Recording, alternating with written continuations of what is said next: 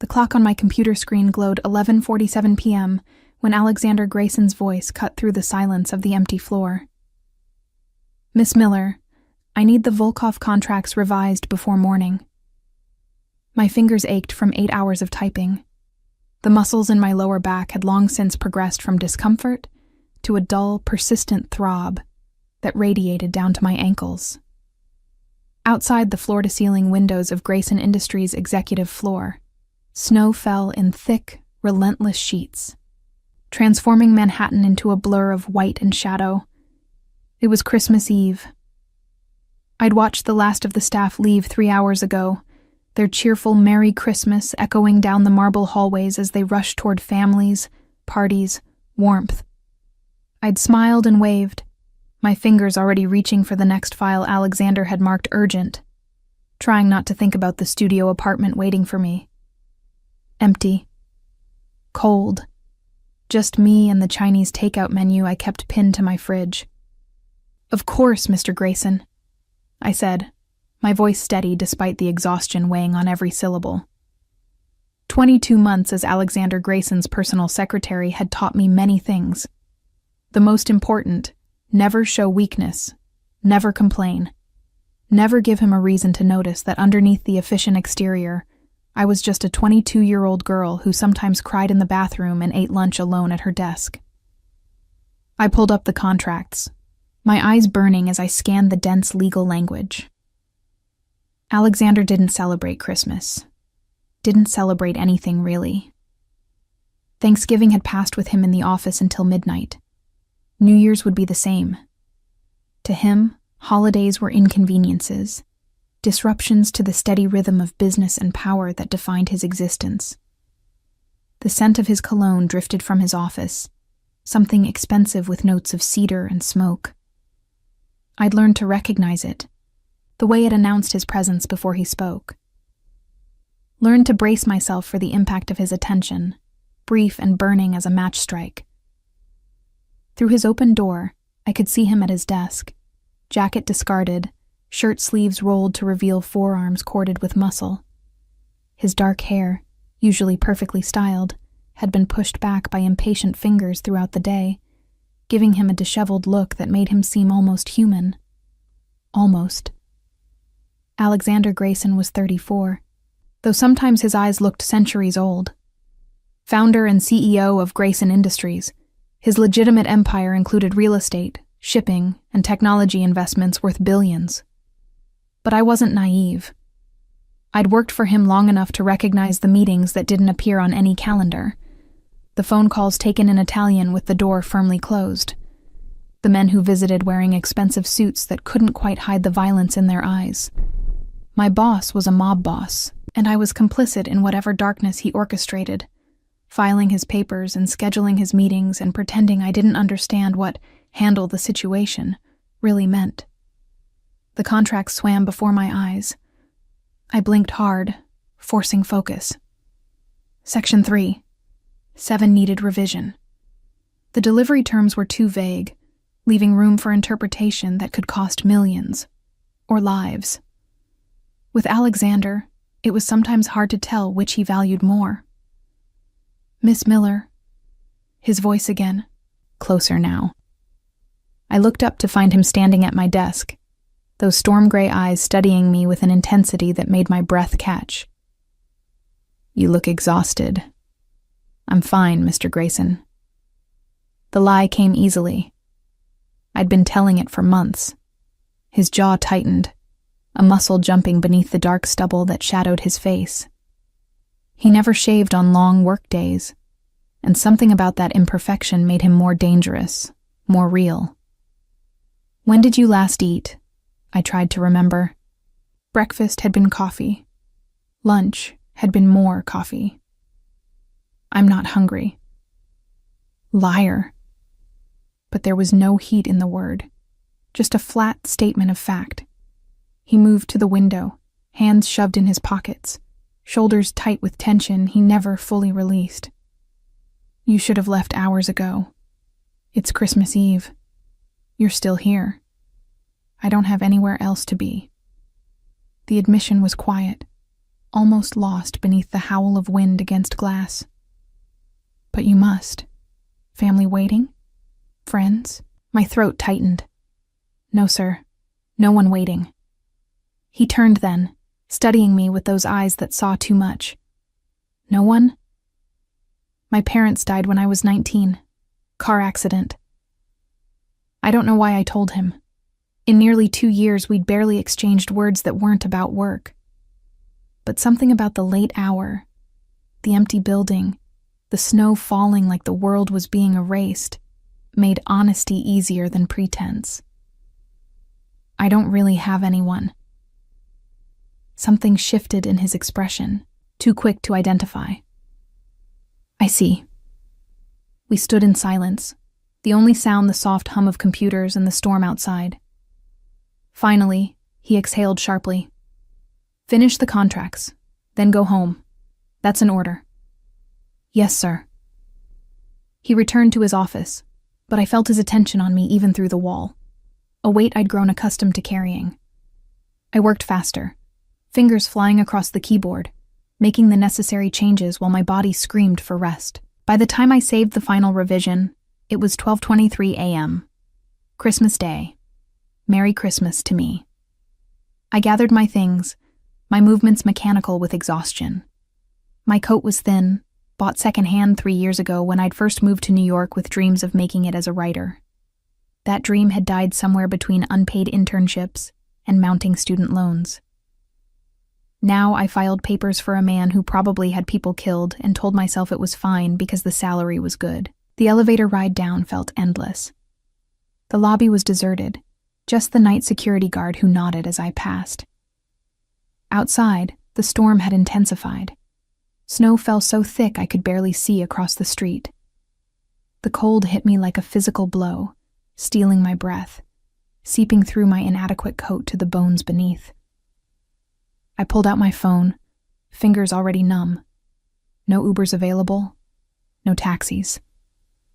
Of course not. It was Christmas Eve in a blizzard. Anyone with sense was home, warm, safe. My apartment was 15 blocks away. I'd walked it before in better weather. How much worse could a snowstorm be? 10 minutes later, I had my answer. Much worse. The wind cut through my coat like it wasn't there, and my feet, in the heels I'd foolishly worn because Alexander had an investor meeting scheduled, were already soaked and frozen. Each step was agony, my body shaking so violently I had to stop every few yards to catch my breath. Stupid. This was so stupid. I should have stayed in the lobby. Should have asked the security guard to call someone. Should have done anything except decide to walk home in a blizzard because I was too proud to admit I needed help. The street was deserted. Just me and the snow and the terrible realization that I might actually freeze to death on Christmas morning because I was too stubborn to ask my mob boss for a ride. I didn't hear the car pull up beside me over the howl of the wind. Didn't realize anyone was there until a hand gripped my arm, spinning me around. Alexander Grayson stared down at me, his face a mask of fury barely contained. What the hell are you doing? Walking home. I managed through chattering teeth. In this?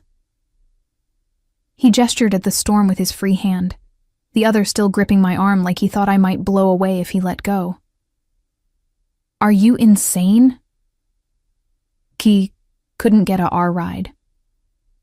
Something dangerous flashed in his eyes. Without another word, he steered me toward the black SUV idling at the curb, its hazard lights blinking orange in the whiteout conditions. He opened the back door and practically pushed me inside, following close behind. The heat hit me immediately, so intense after the cold that it hurt. I couldn't stop shaking, my whole body convulsing as Alexander barked orders at his driver. Marcus, take us to Miss Miller's address. I started to protest.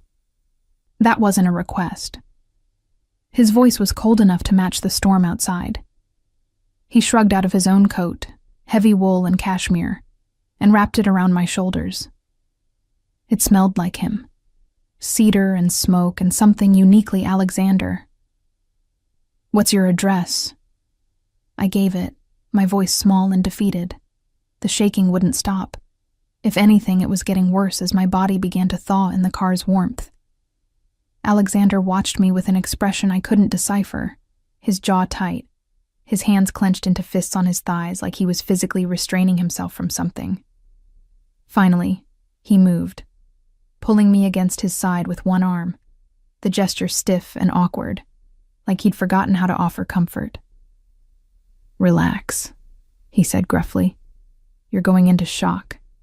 Your body needs warmth." I should have pulled away. Should have maintained the professional distance we'd carefully preserved for 2 years. But I was so cold, and he was so warm, and for just a moment, I let myself lean into the solid strength of him. We rode in silence through the empty streets. The drive that should have taken 10 minutes stretched to 25 in the storm. When we finally pulled up outside my building, a shabby 5-story walk-up in a neighborhood that got rougher every year, I felt Alexander's whole body tense. "This is where you live." His voice was very quiet, very controlled, dangerous. "It's what I can afford. On the salary I pay you?" "Student loans, medical bills from my parents' accident." I pulled away from him, suddenly defensive. "Not all of us were born into wealth, Mr. Grayson." His eyes flashed. "Get out." The words stung more than they should have. I fumbled for the door handle, but his hand shot out, stopping me. "I'm coming with you." "That's not necessary." "Miss Miller." He turned me to face him, his hands on my shoulders, his face very close to mine. "I'm coming with you. I'm making sure you get inside safely. And then I'm going to determine whether this building has adequate heat, because if it doesn't, you're not staying here tonight." The authoritative tone should have made me angry. Instead, I felt something warm unfurl in my chest, something dangerous and entirely inappropriate. "You can't just—" "I can, and I will." He opened the door, keeping his coat wrapped around me as he guided me out into the storm. The building's entrance was unlocked, the security system broken 3 months ago and never repaired. We climbed 5 flights of stairs, my legs trembling with exhaustion and cold. Alexander stayed close behind me, his hand hovering near my back like he expected me to collapse. My studio apartment was exactly as I'd left it that morning. Small, clean, sparse. The few personal items I owned, books, a photo of my parents, a thrift store lamp, couldn't hide the fact that I was barely surviving, just treading water in a city that chewed up dreamers and spit out the bones. Alexander moved to the radiator, pressing his palm against it. His expression darkened. "It's barely warm." "The landlord says—" "I don't care what the landlord says." He pulled out his phone, scrolling through contacts with sharp, angry movements. "This is unacceptable. Mr. Grayson, please." I was shaking again, but this time from something other than cold. From the mortification of him seeing how I lived. From the exhaustion of pretending to be okay when I was so very not okay. "It's fine. I'm fine. You can go now." He looked up from his phone, really looked at me, and I watched his anger shift into something else, something that made my breath catch and my heart stutter.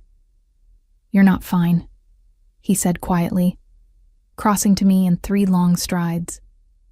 His hand came up to my forehead, and I felt the heat of his palm against my frozen skin. "You're burning up."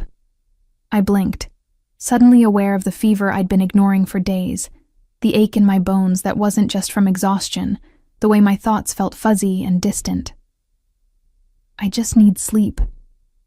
The room tilted suddenly, Alexander's face swimming in my vision. I felt his arms catch me before I hit the floor, felt him lift me like I weighed nothing, heard him cursing in Italian as he carried me to my narrow bed. "Foolish girl," he muttered, his accent thickening with emotion. "Why didn't you tell me you were sick?" "Couldn't miss work," I mumbled, consciousness slipping away like water through my fingers. "Too important."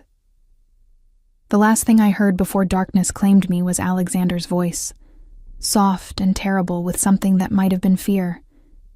You're the important one, Audrey. God help me. You're the only important one. And then there was nothing but warmth and darkness, and the distant sense of strong arms holding me close, keeping me safe, refusing to let go. I woke to unfamiliar warmth and the scent of something cooking. For a moment, disoriented, I thought I was dreaming. Then reality crashed back. The storm, Alexander finding me, collapsing in my own apartment. I sat up too quickly, my head spinning, and realized I was no longer in my day-old work clothes. Someone had changed me into my own pajamas, soft cotton pants, and a worn NYU t-shirt. The mortification of that realization made heat flood my cheeks. "You're awake." Alexander's voice came from my tiny kitchenette. I turned to find him standing at my ancient stove, still in his dress shirt and trousers from yesterday, though the shirt was rumpled now, sleeves rolled up, top buttons undone. He looked exhausted. Dark circles under his eyes, stubble shadowing his jaw. He looked human in a way I'd never seen before. "What time is it?" My voice came out rough, throat raw. 2 p.m, Christmas Day. He brought me a glass of water, sitting on the edge of my bed with careful distance between us. "Drink." I obeyed, the cool liquid soothing my parched throat.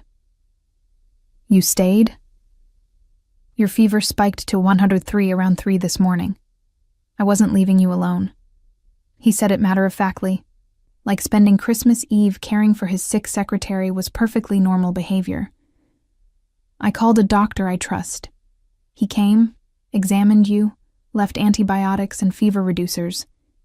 You have pneumonia, Miss Miller. Early stages, but it could have been serious if left untreated." Pneumonia. The word settled over me with dull recognition. I'd felt wrong for days, but kept pushing through, kept showing up, kept pretending because that's what I did. That's who I'd had to become to survive. "I'm sorry," I whispered, "for the trouble." Something dangerous flashed in his eyes. "Don't apologize for being human, Audrey." The use of my first name shocked me into silence. In 22 months, he'd never once called me anything but Miss Miller. Hearing my name in his deep voice, rough with exhaustion and something else I couldn't identify, made my chest tight. "I made soup," he continued, standing and moving back to the kitchenette. "Nothing fancy. The doctor said you needed liquids and rest." He paused, his back to me. "I also called your landlord. Threatened to have the building condemned if he didn't fix the heating system immediately. He's sending someone today." "You didn't have to—" "Yes, I did." He turned, carrying a bowl of soup that smelled like chicken and herbs and comfort. "You work yourself to exhaustion for me, Audrey. The least I can do is make sure you have adequate heat and medical care." He set the bowl on my nightstand, then met my eyes. "The very least." There was something raw in his expression, something vulnerable that I'd never seen in the controlled mask he wore at the office. This wasn't Alexander Grayson, mob boss and billionaire CEO. This was just a man who'd spent Christmas Eve caring for someone who mattered to him, though neither of us dared say it aloud. "Thank you," I said softly, "for staying, for the doctor, for everything." He nodded once, sharp and dismissive, uncomfortable with gratitude. "Eat, then more medicine. The doctor said you need to rest for at least 3 days before even thinking about returning to work." "But the Volkov contracts can wait." His voice was firm. "Nothing is worth your health, Audrey. Nothing." I ate the soup slowly, hyper-aware of him moving around my tiny apartment, tidying things that didn't need tidying, his presence too large for the small space. When I finished, he handed me pills and more water, watching to make sure I swallowed them. "Sleep," he ordered. "I'll be here." "You can't stay here all day. It's Christmas. You must have somewhere. I told you last night. I don't have anywhere else to be."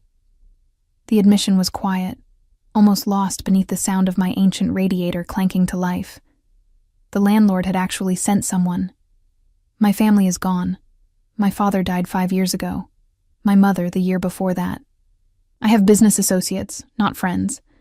So no, Audrey, I have nowhere else to be except here, making sure you're safe. The loneliness in his words mirrored my own so perfectly it hurt. We were the same, I realized. Both orphaned, both alone, both pretending we were fine when we were slowly drowning in isolation.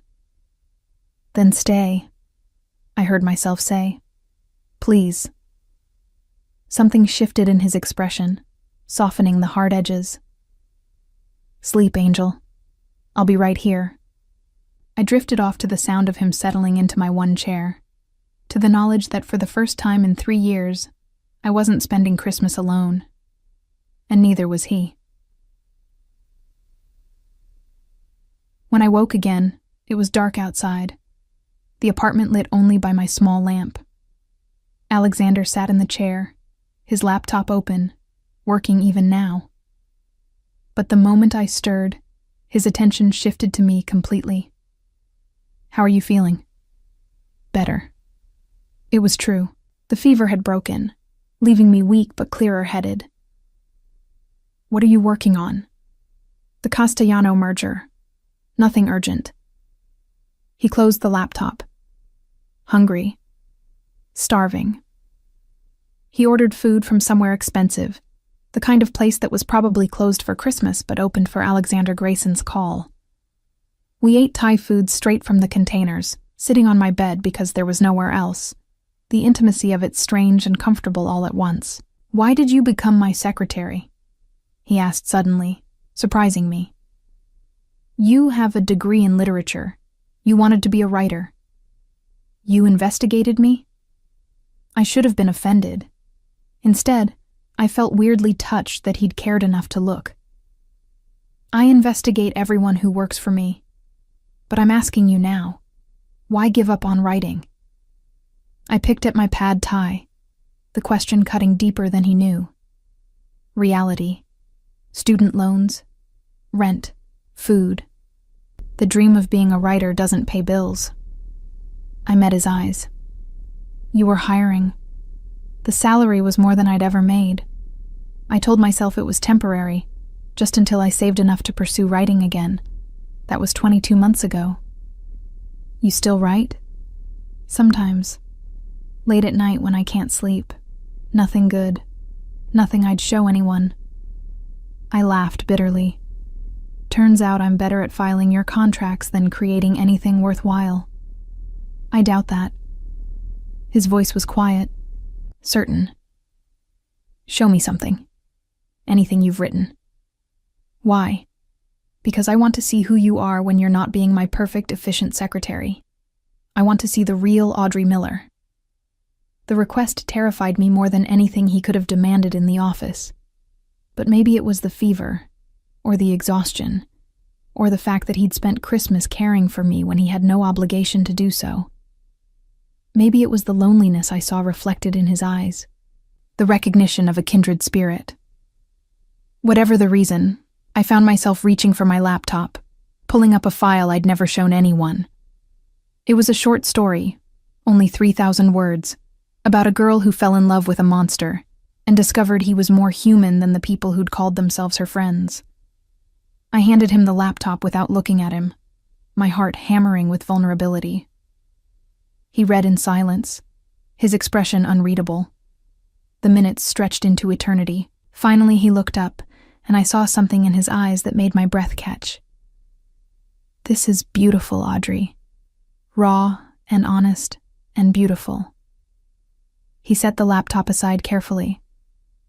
Why are you wasting your talent filing my papers? Because talent doesn't pay rent. It could. If you had someone who believed in you, who supported you. He leaned forward, his elbows on his knees, his gray eyes intense. What if you didn't have to choose between survival and dreams? What if you could have both? That's not how the world works. It's how my world works. His voice was firm, commanding. I decide what's possible, Audrey. I make the rules. And I'm telling you that you shouldn't have to sacrifice who you are for a paycheck. Are you firing me? Panic spiked through my chest. No, I'm offering you a choice. He stood, pacing my small apartment with restless energy. Continue as my secretary, but with the understanding that I support your writing. Time off when you need it. Resources, connections to publishers I know. Or... He stopped, turning to face me. Something else entirely. Something neither of us has been willing to acknowledge. My heart stuttered. What do you mean? He crossed to the bed, sitting close enough that I could feel the heat radiating from him, smell his cologne mixed with a day's worth of stubble and exhaustion. You know what I mean, Audrey. This thing between us. This pull we've both been fighting since the day I hired you. There's nothing. I started to lie. Don't. His hand came up, tucking a strand of hair behind my ear with devastating gentleness. Don't lie to me. Not after I've seen you like this, vulnerable and real. Not after I've spent the night watching you sleep and realizing that somewhere along the way, you became the most important person in my world. Tears pricked my eyes. You're my boss. This is inappropriate. Dangerous. I'm a lot of things, Angel, but I've never claimed to be appropriate or safe. His thumb traced along my jawline, and I shivered for reasons that had nothing to do with fever. But I am careful with what belongs to me. And you belong to me now, whether we acknowledge it or not.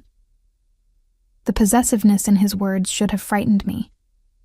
Instead, I felt something warm unfurl in my chest, something that had been frozen for so long I'd forgotten it could thaw. I belong to myself, I whispered, but there was no conviction in it. Do you? His voice was low, intimate, dangerous. Then why does your heart race when I'm near? Why do you watch me through your office window when you think I'm not looking? Why did you push yourself to pneumonia rather than disappoint me? Because I'd fallen for him somewhere between filed contracts and late nights. Between stolen glances and the careful distance we maintained. Because he'd become the center of my world without either of us meaning for it to happen.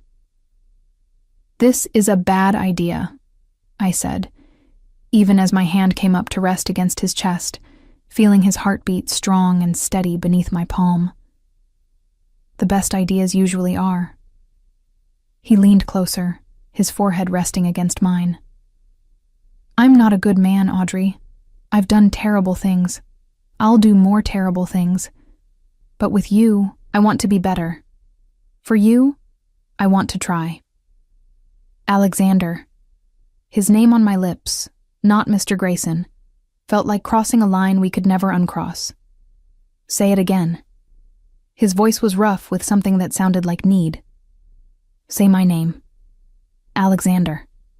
And then his lips were on mine, gentle despite the hunger I felt coiled in his body, careful like I was something precious and breakable. I kissed him back with 2 years of suppressed longing. With every late night I'd watched him work and wanted to smooth away the tension in his shoulders. With every moment I'd pretended he was just my boss when he'd become so much more. When we finally broke apart, both breathing hard, he rested his forehead against mine again. Mine, he breathed. Tell me you're mine, Audrey. This is insane. We work together. You're my boss. This could ruin everything. Or it could save us both. His hands framed my face with devastating tenderness. I haven't felt alive in years, Audrey. Not since my father died and I inherited an empire built on blood and fear. But you make me feel human again. You make me want to be human again. I'm afraid, I admitted, of this, of you, of how much I already feel for you when I barely know you. Then let me fix that. Let me show you who I am beneath the power and the violence. Let me prove I can be the man you deserve. He pressed a kiss to my forehead, achingly gentle. Just give me a chance, Angel. That's all I'm asking. Against every logical thought in my head, against every self-preservation instinct I possessed, I heard myself whisper, "Okay." His smile was slow and devastating and full of promises that terrified and thrilled me in equal measure. "Okay," he echoed. And as he pulled me carefully into his arms, mindful of my illness, holding me like I was the most valuable thing in his empire, I realized that everything had just changed. The careful distance we'd maintained had shattered, and there was no going back to what we were before. We'd crossed the line from boss and secretary into something infinitely more dangerous and necessary, and God help me, I didn't want to go back. 3 days later, I returned to work against the doctor's orders and Alexander's explicit instructions. I'd spent those days in my apartment with Alexander, checking in constantly. Texts, calls, surprise visits with food from restaurants I couldn't pronounce. Each interaction chipped away at the careful walls I'd built around my heart. But I couldn't hide forever, and I needed to prove that what happened Christmas Eve hadn't changed my ability to do my job. The moment I stepped off the elevator onto the executive floor, I felt the shift. Heads turned. Whispers followed me like shadows. I kept my gaze straight ahead, moving toward my desk outside Alexander's office with practiced efficiency. Well, look who finally decided to show up. The voice belonged to Jessica Chen, senior account manager and the closest thing to a mean girl I'd encountered in corporate America. She perched on the edge of my desk, her perfectly manicured nails tapping against the wood. "We heard you had quite the Christmas." I set down my bag, meeting her calculating gaze. "I was sick. Mr. Grayson was kind enough to ensure I received medical attention." "Is that what we're calling it?" Her smile was razor sharp. "Spending the night in your apartment? Very hands-on medical attention." My blood ran cold. "How did you?" "The driver talks. The doorman talks. Everyone talks, Audrey." She leaned closer, her voice dropping to a stage whisper that carried to the 3 other assistants, pretending not to listen. "You think you're special? You think you're the first secretary to catch Alexander Grayson's eye? Please, you're just the latest." The words hit like physical blows, but I forced my expression to remain neutral. "If you're finished, I have work to do." "Just friendly advice." She stood, smoothing her designer skirt. "Alexander Grayson doesn't do relationships. He does acquisitions, and when he's done with you, you'll be just another name on a very long list." She walked away, heels clicking against marble, leaving poison in her wake. I sank into my chair, hands trembling as I powered on my computer. Was she right? Was I just another conquest, a temporary distraction for a man who collected and discarded women like expensive watches? "Miss Miller." Alexander's voice made me look up. He stood in his doorway, impeccable in a navy suit, his gray eyes sharp as they took in my pale face. "My office. Now." I followed on unsteady legs, hyper-aware of the eyes tracking our movement. He closed the door behind us, the click of the lock seeming unnaturally loud. "You shouldn't be here." His voice was controlled, but I heard the anger beneath it. "The doctor said 5 days minimum. I'm fine. You're still recovering from pneumonia." He crossed to me in 3 long strides, his hand coming to my forehead in a gesture that was becoming familiar. "No fever, at least. But you're pale. Exhausted." I needed to work. I stepped back from his touch, needing distance to think. And apparently, I needed to face the gossip mill. His expression darkened. "What gossip?" "Everyone knows you spent Christmas at my apartment. They're talking about us." I wrapped my arms around myself. "Jessica Chen just informed me I'm your latest acquisition, implied there have been many before me." Something dangerous flashed in his eyes. "Jessica Chen is about to find herself reassigned to our Alaska office." "Don't." The word came out sharper than intended. "Don't punish people for talking. That'll just confirm everything they're saying." "They have no right." They have every right to talk about their boss sleeping with his secretary. I met his gaze steadily. That's what we are now, isn't it? Boss and secretary having an inappropriate relationship. He was silent for a long moment, his jaw tight. Then he moved to his desk, pressing a button on his phone. Marcus, clear my schedule for the next 2 hours. Sir, you have the Castellano meeting at... Reschedule it. He released the button, turning back to me. Sit down, Audrey. We're going to talk. Really talk. I sat, my heart hammering as he settled into the chair beside mine rather than behind his desk. The choice felt significant, a removal of barriers. Jessica was wrong about one thing. He said quietly, There's never been anyone before you. Not like this. But there have been others. It wasn't a question. Yes, brief, transactional, nothing that lasted past a few weeks. His eyes held mine. I learned early that relationships in my world are dangerous. People use intimacy as a weapon. They get close to gather intelligence, to find weaknesses, to manipulate. So I kept everyone at arm's length. No one close enough to hurt me. No one real enough to matter. Until me. Until you. He reached out, taking my hand in his thumb tracing circles on my palm. You were never supposed to matter, Audrey. You were supposed to be efficient and invisible and forgettable. But you weren't. You noticed things. You anticipated needs before I voiced them. You worked yourself sick rather than complain. And somewhere in those long nights, you became the most real thing in my life. The raw honesty in his voice made my chest tight. Alexander, this is dangerous for both of us. The gossip is just the beginning. If people know you care about me, they'll try to use you against me. I know. His grip tightened on my hand. That's why we need rules, boundaries, protection. What kind of protection? He was quiet for a moment, his expression troubled. There's something I need to tell you. About my world. About what being with me really means. Dread pooled in my stomach. What is it? I told you my business has gray areas. That was a lie, or at least a severe understatement. He stood, pacing to the window, his shoulders tight. My father built an empire that spans both legitimate business and other operations. When he died, I inherited all of it. The good and the very, very bad. You're talking about the mafia. I said what we'd both been dancing around. Yes. He turned to face me.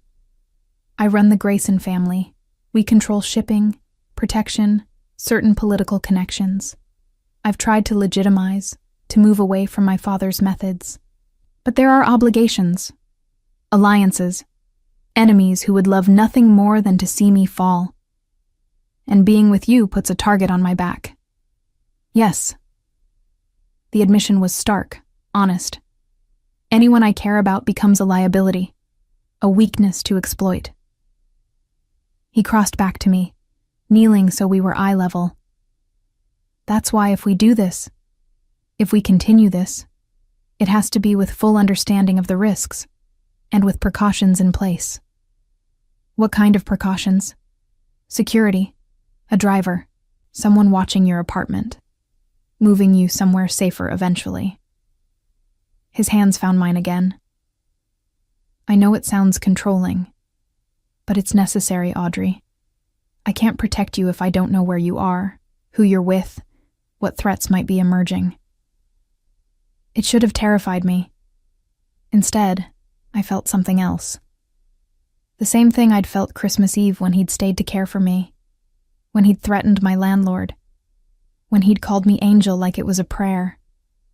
This wasn't about control for its own sake. This was about a man terrified of losing something precious. What about your ex-girlfriend? I asked, remembering Jessica's insinuations. Is she a threat? His expression darkened. There's only one woman from my past who might cause problems. Vivienne Marchand. We were engaged 3 years ago. It ended badly. How badly? She wanted access to my business, not me, but what I represented. Power, money, connections. He exhaled sharply. When I realized she'd been feeding information to a rival family, I ended it. Publicly. Humiliatingly. She swore she'd make me regret it. And has she? Not yet. But Vivienne is patient. And vindictive. His eyes met mine. If she learns about you, she'll see you as a weapon to use against me. Then maybe we should stop this before it goes any further. The words hurt to say, but logic demanded them. Before I become another casualty in your war. No. The word was firm, absolute. He stood, pulling me to my feet and into his arms. I'm done pretending I don't want you. Done keeping you at arm's length because it's safer. Maybe I'm selfish. Maybe I'm damning us both. But I'm choosing you, Audrey. The question is whether you're brave enough to choose me back. I looked up at this complicated, dangerous man who'd somehow become essential to me, who made me feel seen and valued and protected in ways I'd never experienced, who was offering me honesty even when it was ugly, who was warning me of dangers while promising to shield me from them. I'm terrified, I admitted. Good. Fear keeps you smart. His hands framed my face. But don't let it keep you from living. From taking risks. From choosing something real over something safe. You're asking me to trust you with my life. I'm asking you to trust me with your heart. His voice dropped lower, and I'm promising to guard it with everything I have, everything I am. I rose on my toes, pressing my lips to his in answer. The kiss was different from Christmas Eve, less desperate, more certain, a claiming on both sides, an acknowledgement of what we were becoming. When we broke apart, his smile was slow and possessive. Mine, he breathed. Yours, I agreed, sealing my fate with that single word. A sharp knock on the door made us spring apart. Alexander's expression shifted instantly from tender to cold authority. Come in. Marcus, his head of security, entered. His face was grim. Sir, we have a situation. Vivienne Marchand is in the lobby. She's demanding to see you. Alexander's whole body went taut. How did she know I'd be here? Unknown, sir, but she's making a scene. Says she has information about the Volkov deal that you'll want to hear. I watched Alexander's expression shudder completely, becoming the ruthless businessman I recognized from board meetings. Have her escorted to conference room B. Tell her I'll see her in 10 minutes.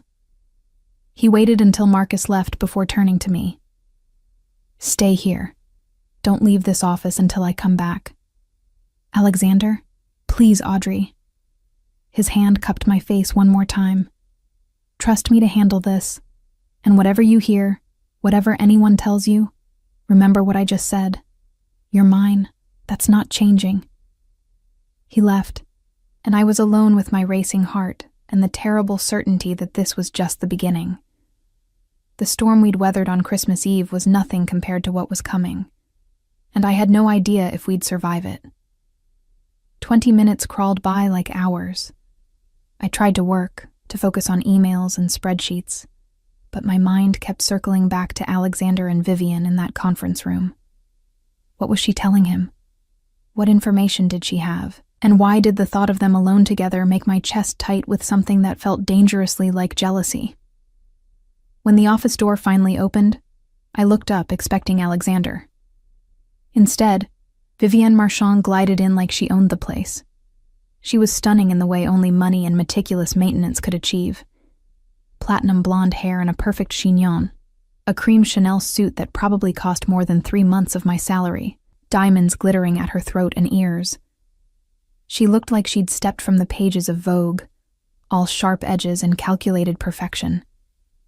So, you're the little secretary everyone's gossiping about. Her voice was cultured, dismissive, her blue eyes raking over me with undisguised contempt. How quaint. I stood, keeping my voice level. This is Mr. Grayson's private office. You shouldn't be here. And yet here I am. She moved closer, circling me like a predator assessing prey. Let me guess. You think you're special? You think Alexander actually cares about you? That's between Alexander and me. She laughed, the sound like breaking glass. Oh, sweetie, there is no you and Alexander. There's Alexander and his obsessions. And trust me, those obsessions never last. She stopped in front of me, close enough that I could smell her expensive perfume. I was where you are 3 years ago. The special one. The different one. He made me the same promises I'm sure he's made you. Protection. Devotion. Forever. Then you betrayed him. I met her gaze steadily. So clearly the situations aren't comparable. Her eyes flashed with anger. Is that what he told you? That I betrayed him? She shook her head, something almost like pity crossing her features. Alexander Grayson doesn't do relationships, little girl. He does acquisitions. And when you no longer serve a purpose, when you stop being shiny and new, he'll discard you just like he did me. Just like he's done to everyone who's ever gotten close. If you're finished, I'm not. She pulled out her phone, scrolling through photos before turning the screen toward me. Recognize her? I looked at the image. A beautiful brunette in Alexander's arms, both of them laughing at some charity gala. No. Miranda Castellano, 6 months before me. He promised her the world, then dumped her the moment a better strategic alliance presented itself. And her? Another photo, a redhead this time. Sophia Laurent, lasted 3 months, and her... Stop. I pushed the phone away, my stomach churning. Why are you showing me this? Because you deserve to know what you're getting into. Her voice softened, almost sounding genuine. I'm not the villain here, Audrey. I'm trying to save you from making my mistake, from believing that Alexander Grayson is capable of love when all he knows is possession and control. The door opened before I could respond. Alexander stood there, his expression absolutely glacial. Get out, Vivian. I was just having a chat with your new acquisition. She smiled sweetly, but there was venom beneath it. Making sure she understands the rules of your little game. Out, now, before I have security remove you forcibly. She brushed past him, pausing in the doorway. Oh, and Alexander?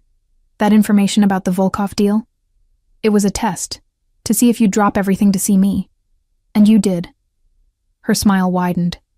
Some things never change. After she left, silence filled the office like poison gas. Alexander closed the door carefully, his movements controlled, but I could see the tension radiating through his shoulders. Whatever she told you, he started. Is it true? I interrupted. Were there others, women you promised things to and then discarded? It's complicated. That's not an answer. He exhaled sharply, running a hand through his hair. Yes, there were women before you. Some I dated briefly. Most were strategic, appearances at events, alliances with other families. None of them were real, Audrey. None of them mattered. But you made them think they mattered. No. His voice was firm.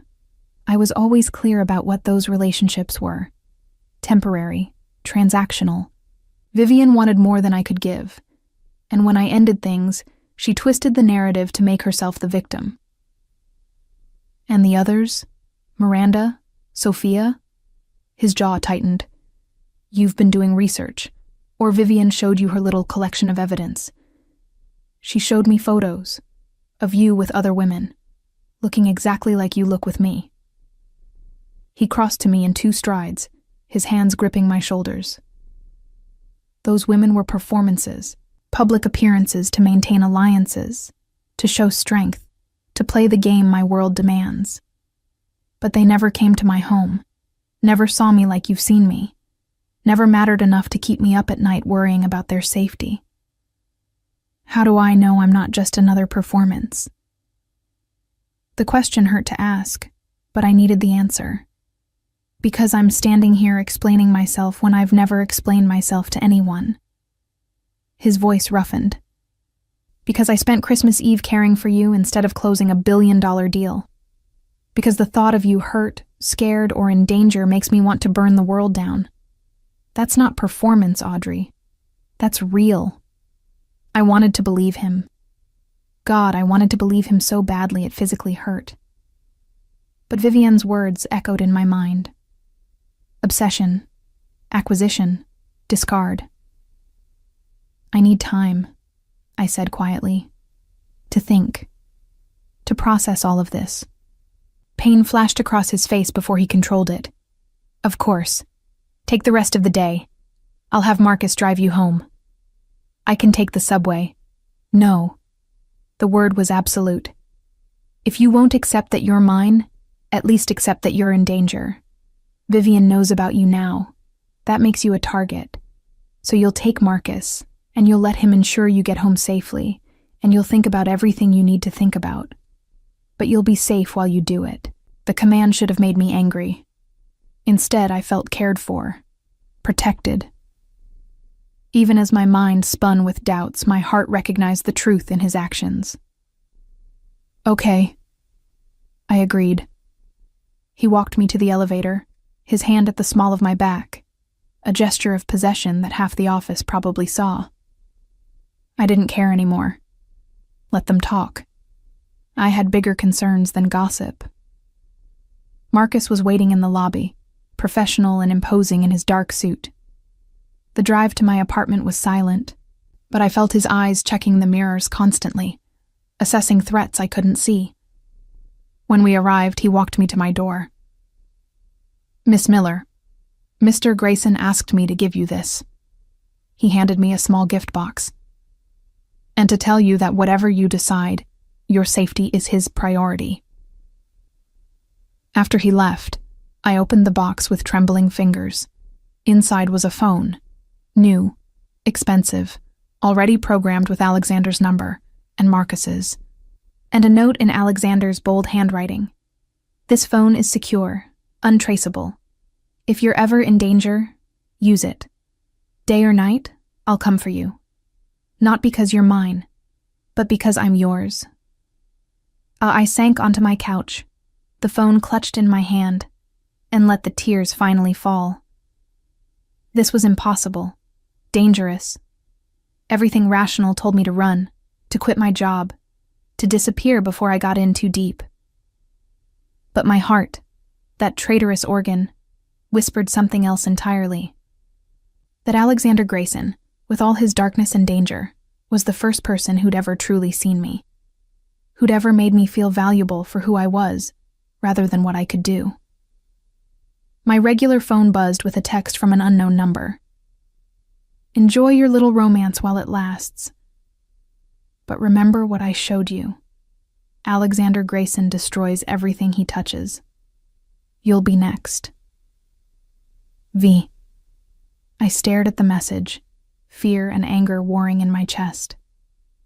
Vivienne was trying to manipulate me, to plant seeds of doubt. But what if she was right? What if I was just deluding myself, seeing love where there was only obsession? A knock at my door made me jump. I checked the peephole expecting Marcus. Instead, I saw a woman I didn't recognize. Mid-30s, professional but warm, with kind eyes and a gentle smile. Miss Miller, my name is Elena Rodriguez. I'm a friend of Alexander's. May I come in? Every instinct screamed not to open the door. But something about her felt genuine, unthreatening. I cracked the door, keeping the chain engaged. What do you want? To talk. About Alexander. About what being in his life really means. She held up her hands, showing they were empty. I'm not here to hurt you or manipulate you. I'm here because I know what you're going through, and I thought you might need someone who understands. Who are you really?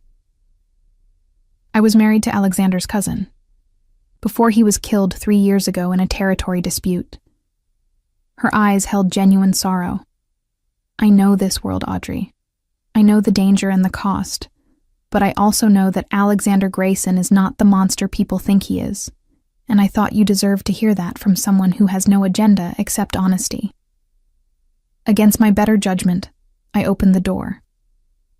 Elena entered, bringing with her a sense of calm I desperately needed. "Tell me everything," I said. "The truth, no matter how ugly." And she did. For the next 2 hours, Elena told me about the Grayson family, about Alexander's father, who'd been brutal and cold, who'd raised his son to value power over people, about how Alexander had tried to change things when he took over, to move the family toward legitimate business, to reduce the violence his father had embraced.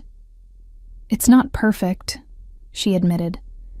"Alexander still operates in gray areas, still makes hard choices, but he's not his father. He actually cares about the people in his life. He's just terrible at showing it in ways that don't look like control. Vivienne said he destroys everyone he touches. Vivienne betrayed him in the worst way possible. She sold information that got 3 of his men killed. When he found out, he could have killed her. Instead, he just exiled her from his world. She's been trying to hurt him ever since." Elena took my hand. "But here's what you need to understand about Alexander. When he loves someone, he's all in. Completely, obsessively, sometimes suffocatingly.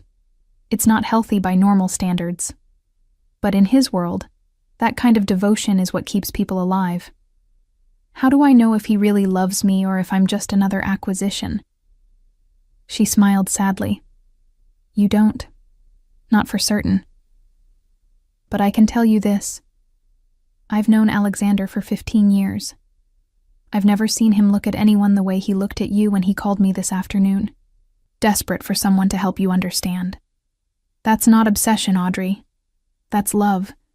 Terrifying, overwhelming. Possibly doomed love, but love nonetheless." Her words settled over me like a blanket, warm and heavy. "What should I do?" "That's your choice. You can run, and no one would blame you. This life is hard, dangerous, full of impossible compromises." She squeezed my hand. "Or you can stay and see where it leads. But if you stay, do it with your eyes open. Know what you're accepting. Know the cost." After Elena left, I sat in the growing darkness, the secure phone Alexander had given me resting in my palm. One call. That's all it would take. One call, and he'd be here. One call, and I'd be choosing him despite the danger, despite the doubts, despite everything sensible telling me to run. My finger hovered over his name, and then I pressed call. He answered before the first ring finished. "Audrey." "Come over," I whispered. "Please. I need to see you." "I'm already on my way." Of course he was. Probably had been since I got home, waiting nearby in case I needed him. The thought should have felt invasive. Instead, it felt like safety. 10 minutes later, he was at my door. No suit this time, just dark jeans and a black sweater that emphasized his powerful build. His hair was disheveled like he'd been running his hands through it. His eyes were shadowed with worry. "Audrey." I pulled him inside and kissed him, cutting off whatever he'd planned to say. Kissed him with every ounce of fear and hope, and desperate need churning inside me. He responded instantly, his arms coming around me, holding me like I might disappear if he loosened his grip. When we finally broke apart, both breathing hard, I looked up at him and made my choice. "I'm yours," I said simply. "Completely, terrifyingly yours. But I need you to promise me something. Anything. Promise that if this becomes too dangerous, if staying with you means I'll get hurt or killed, you'll let me go." You'll protect me by pushing me away if necessary. Pain lanced across his face.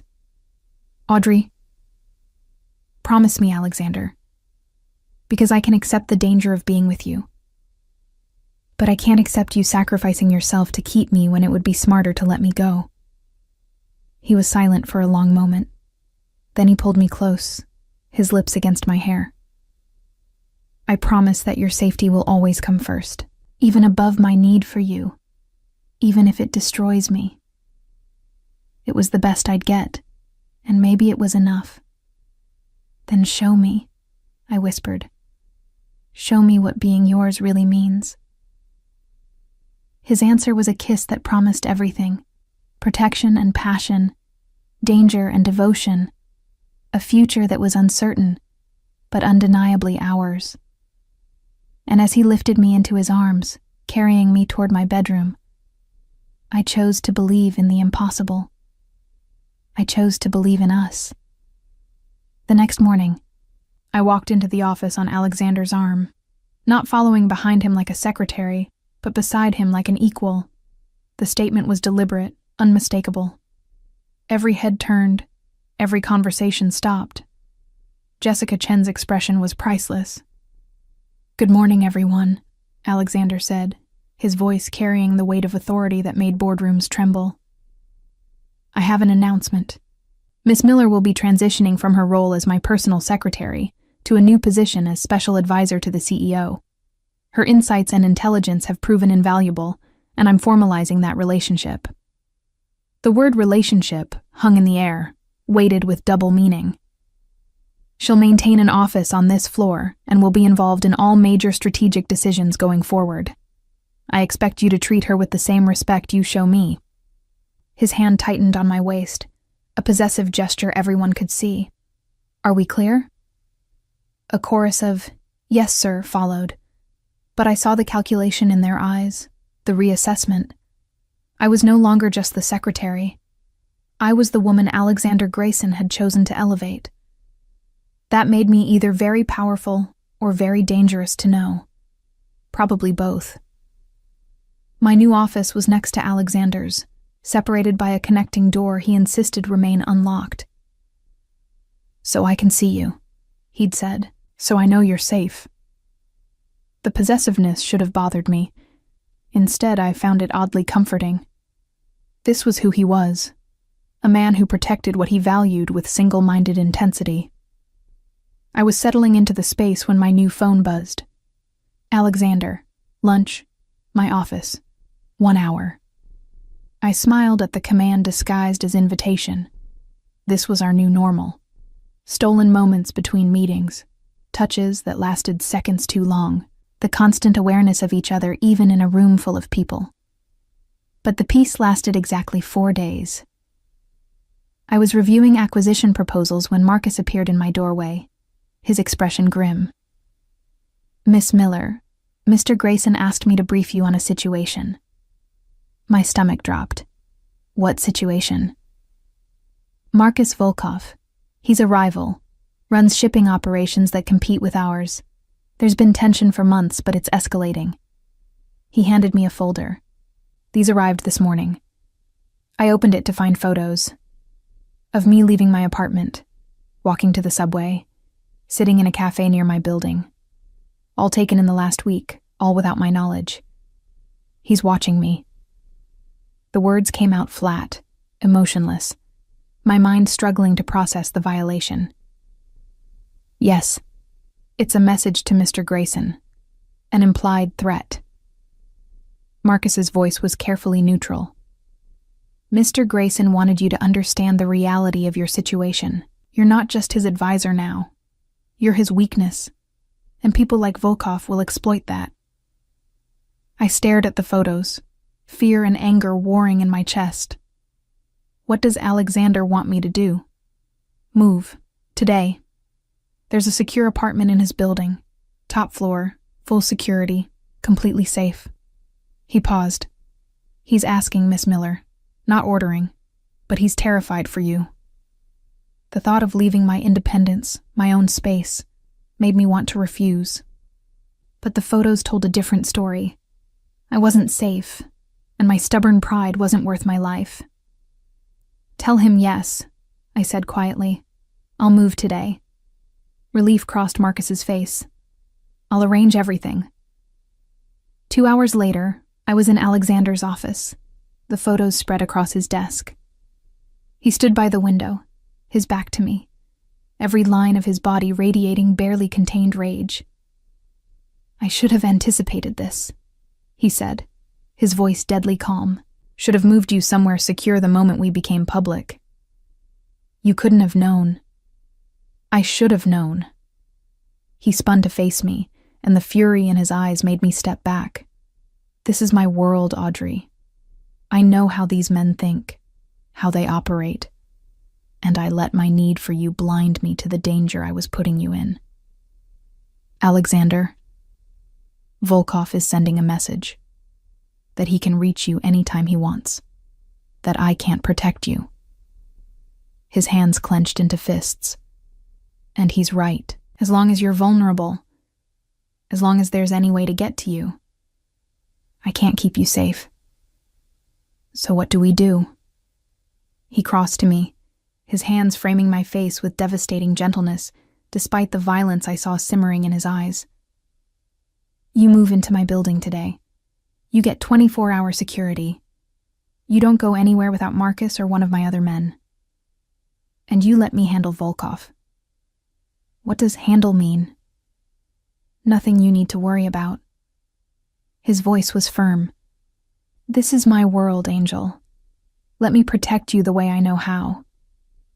By doing something illegal, violent." I searched his face. "Alexander, I can't be the reason you become the monster everyone thinks you are. I've always been a monster, Audrey. You just made me want to pretend otherwise." His thumb traced my lower lip. "But for you, I'll be whatever monster is necessary. I'll do whatever it takes to keep you safe. And I won't apologize for it." And the absoluteness in his voice should have terrified me. Instead, I felt something else. The certainty that this man would burn the world down before letting anyone hurt me. "Promise me you won't kill him," I whispered. "Promise me you'll find another way." He was silent for a long moment. Then he exhaled sharply. "I promise I'll try. For you, I'll try." It was the best I'd get.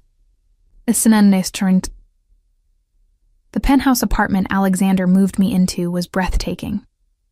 Floor-to-ceiling windows overlooking the city, modern furniture in shades of cream and gray, a bedroom larger than my entire previous apartment. It was beautiful and sterile, and felt nothing like home. Until Alexander arrived that evening with dinner and his laptop, settling onto the couch like he planned to stay. "You don't have to babysit me," I said, even as I curled against his side, craving the solid warmth of him. "I'm not babysitting. I'm working from a more comfortable location." His arm came around me, pulling me closer. "And ensuring you eat something besides coffee and anxiety." I laughed despite everything. "Is that your professional medical opinion?" "It's my professional boyfriend opinion." He said it casually, but I felt him tense slightly, as if uncertain how I'd react to the label. "Boyfriend." I tested the word. "That seems too normal for what we are." "What are we then?" I looked up at him, at this complicated, dangerous man who'd somehow become essential to me. "Everything. You're everything, Alexander." His kiss was gentle, reverent, completely at odds with the violence I knew he was capable of. "Mine," he breathed against my lips. "Say it again." "Yours, always yours." We ate dinner curled together on the couch, talking about everything and nothing. He told me about his childhood, about a father who'd valued power over love, about learning to hide emotions because they were weaknesses to exploit. I told him about my parents, about the loneliness of being orphaned young, about dreams deferred in favor of survival. "You're going to write again," he said suddenly. "Your novel. I want you to finish it. I don't have time. Make time. That's an order from your boss. His smile was slight but genuine. I'm cutting your hours to 25 per week. The rest of the time, you write. And when it's finished, I'll ensure it gets published. You can't just... I can, and I will. His voice was firm. You're not sacrificing your dreams for me, Audrey. I won't allow it. The high-handedness should have annoyed me. Instead, I felt cherished. Protected not just physically, but in every way that mattered. Thank you, I whispered. That night, he stayed. Not in the guest room, but with me, holding me through the darkness, his presence a shield against every fear that tried to creep in. 3 days later, I was in my office when Jessica appeared, her expression strangely subdued. Audrey, can we talk? I looked up, surprised. About what? About me being a complete bitch to you. She closed the door, leaning against it. I owe you an apology. Several, actually. What brought this on? Alexander called me into his office this morning. Told me in very explicit terms that if I ever spoke to you with disrespect again, I'd be fired. Not reassigned. Fired. With a recommendation so scathing I'd never work in this city again. She exhaled sharply. But he also told me something else. That you'd asked him not to punish anyone for gossiping about you two. That you'd defended me when he wanted to destroy my career. I hadn't known Alexander had followed through on his threat. Or that he'd told Jessica about my intervention. I was jealous, she admitted. You came in as a secretary, and within 2 years, you had Alexander Grayson looking at you like you hung the moon. I've worked here for 5 years and he barely knows my name. Jessica, let me finish. She held up a hand. I was wrong. About you being just another acquisition. About him getting bored. I see how he looks at you, Audrey. Like you're the only real thing in his world. That's not something he's ever felt before, and I'm genuinely sorry for trying to poison that because I was envious. The apology caught me off guard. Thank you for saying that. Also, fair warning. Vivienne Marchand has been calling the office, trying to get meetings with various executives, asking questions about you. Her expression was serious. I think she's building a case for something. I don't know what, but it's not good. Fear prickled down my spine. Does Alexander know? I just came from his office. He knows. She paused at the door. Be careful, Audrey. Vivienne is vindictive and connected, and she hates Alexander enough to destroy anyone he cares about. After she left, I sat in silence, processing everything. This was my life now. Threats from rivals, warnings from former enemies turned allies, constant vigilance against dangers I barely understood. But when Alexander appeared in my doorway an hour later, his eyes finding mine across the room with that intense focus that made my heart race, I knew it was worth it. Every danger, every complication, every impossible choice. He was worth it. And I was finally brave enough to fight for what we were building. Together, we'd face whatever came next, even if it destroyed us both. The attack came on a Tuesday. I was leaving the office late, Marcus at my side as always, when the black van pulled up. 3 men emerged, moving with military precision. Marcus shoved me behind him, his hand going for the gun at his waist, but they were faster. The first shot took him in the shoulder. He went down hard, and then hands were on me, dragging me toward the van despite my screaming, despite my fighting, despite everything. A cloth pressed over my mouth and nose, chemical sweetness. The world blurred, darkened, disappeared. I woke to darkness, and the smell of rust and mildew. My head pounded, my mouth tasted like copper, and my hands were bound behind me to a chair. Terror clawed up my throat as my eyes adjusted to the dim light filtering through a high, dirty window.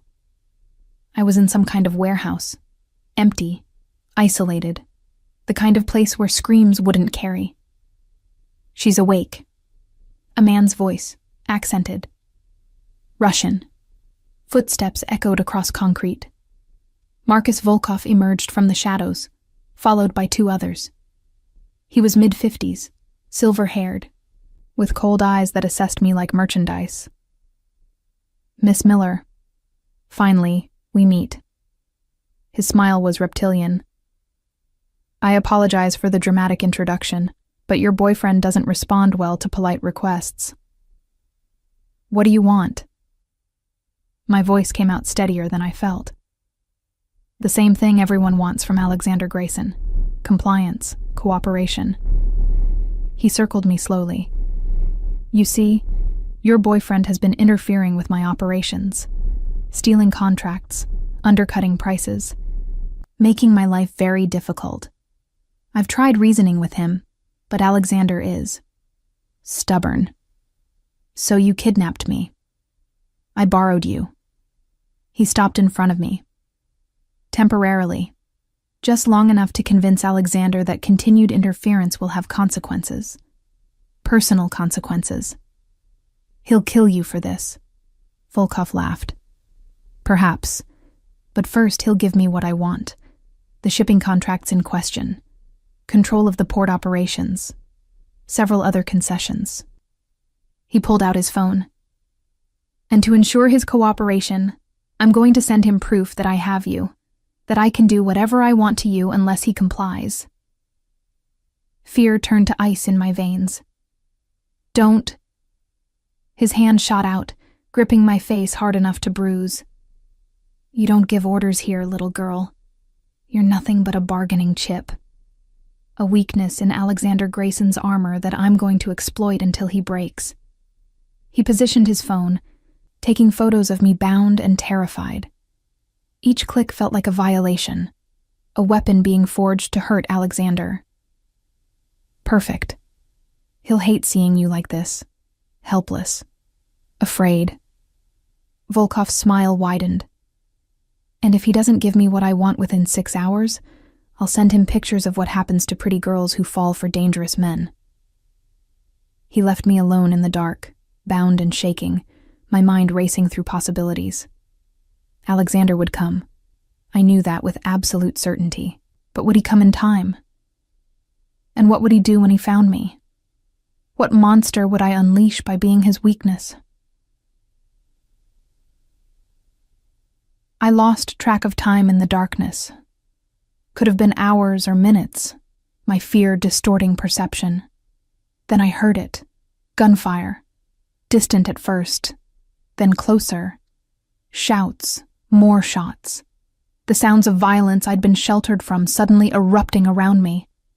The warehouse door exploded inward.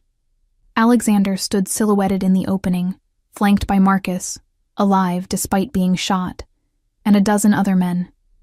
He was in all black, a gun in his hand, his face a mask of controlled fury that made him look like the vengeful god he was in this world. His eyes found me across the space, and something in his expression shattered. The control cracked, revealing the terror beneath. Audrey. My name was a prayer and a curse on his lips. Volkov appeared from behind me, his own gun suddenly pressed to my temple. Stop right there, Grayson, or I blow her pretty brains across this concrete.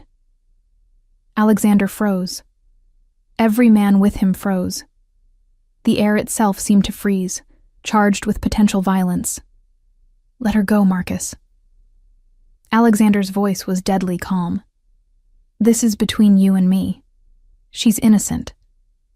She stopped being innocent the moment she spread her legs for you. Volkov's cruel words made Alexander's gun hand tighten. You want her back? You give me everything I asked for. The contracts, the ports, full control of the eastern shipping lanes. Done. Alexander didn't hesitate. It's yours. All of it. Just let her go. Alexander, no. I started, but Volkov's gun pressed harder against my skull. And you step down as head of the Grayson family. Transfer power to someone I choose. Silence. This was more than business. This was everything. Alexander's entire empire, his legacy, his identity. All of it, for me. Done, Alexander said again, his voice flat. I'll draw up the papers tonight, but I deliver them personally, and you let her walk out of here now, unharmed. Volkov laughed. You'd give up everything? For one woman? Your father would be ashamed. My father is dead, and I'm choosing her. Alexander's eyes met mine across the distance, and I saw everything in that gaze. Love, devotion, a willingness to burn his entire world down if it meant keeping me safe. I'm always choosing her. The words broke something in me. This man, this dangerous, powerful man, was offering to sacrifice everything for me. Not because he had to, but because I mattered more than power, more than legacy, more than anything. How touching, Volkov sneered. But I think... He didn't finish. Alexander moved with inhuman speed, his shot perfectly placed. Volkov's gun arm, not his head, the precision of someone who'd trained for exactly this scenario. Volkov screamed, his gun falling, and I threw myself sideways out of the chair, my bound hands making me crash hard against the concrete. Then Alexander's men were everywhere, securing Volkov and his associates with brutal efficiency. And Alexander was there, cutting my bonds with a knife that appeared from nowhere, pulling me into his arms with a desperation that stole my breath. You're okay. You're okay. You're okay. He repeated it like a mantra, his hands running over me, checking for injuries, his whole body shaking with adrenaline and fear. God, Audrey, I thought... I'm fine. I wrapped my arms around him, holding him as tightly as he held me. I knew you'd come. Always, I'll always come for you. He pulled back just enough to look at me, his hands framing my face. But I can't do this anymore. Can't risk you like this. Audrey, I need you to leave. Tonight. I'll set you up somewhere safe. Somewhere no one knows to look. With enough money to never worry again. But you have to go. Before someone else tries this. Before I lose you for real. The words hit like physical blows. What? You were right. Being with me makes you a target. And I can't... His voice broke. I can't watch you die because of me. So I'm letting you go. Pushing you away before this world destroys you. No. The word came out fierce, absolute. You don't get to make that choice for me. Audrey. I said no. I gripped his shirt, refusing to let go. You think I didn't know the risks? You think I didn't understand what being yours meant? I chose this, Alexander. I chose you. And I'm not leaving just because it got dangerous. You could have died tonight. But I didn't. Because you came for me. I pulled him closer, our foreheads touching. This is who we are. You're the man who'd give up everything to save me. And I'm the woman who'd rather face danger with you than safety without you. So stop trying to protect me from yourself and just let me love you. You love me? His voice was raw, vulnerable. I love you, completely, terrifyingly, probably stupidly. But I love you, Alexander Grayson. All of you. Even the parts that scare me. His kiss was desperate, claiming, a seal on promises we were both making. When we broke apart, his eyes were suspiciously bright. Then marry me, he said, not because it makes sense or provides protection or serves some strategic purpose. Marry me because I love you so much it physically hurts. Because you're the only real thing in my life. Because I want to spend every day proving I'm worthy of your choice. Yes. No hesitation, no doubt, just certainty. Yes, I'll marry you. His smile was devastating, transforming his face from hard to hopeful. Mine. Yours, I agreed. Always yours. 6 months later, I stood in a private garden overlooking the city, wearing a simple white dress and holding Alexander's hands while a judge pronounced us husband and wife. It was small, just Marcus and Elena, and a handful of people we actually trusted. No spectacle, no politics, just us choosing each other in front of witnesses. When Alexander kissed me, I tasted promise and forever, and the kind of love that survived darkness. We'd faced the fallout from that night together. Volkov was in prison, his organization dismantled. Vivian had made one final attempt to destroy us, leaking photos to the press of Alexander's criminal connections, but it had backfired when several of his legitimate business partners defended him publicly.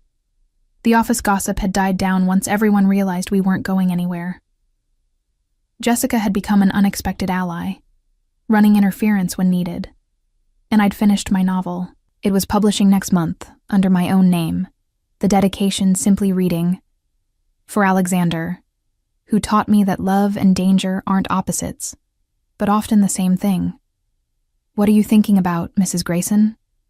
Alexander murmured, pulling me close as we swayed to music only we could hear. "That this is insane. That we barely survived the last 6 months. That being with you means living with danger and uncertainty and impossible choices." I looked up at him, this beautiful, dangerous man who'd claimed my heart so completely, and that I wouldn't change a single thing. Not even the kidnapping? Well, maybe that. I smiled. But everything else? No regrets. Good. Because I have plans for us, Angel. Big plans. His hand moved to rest on my stomach, where a secret neither of us had shared yet was just beginning to grow.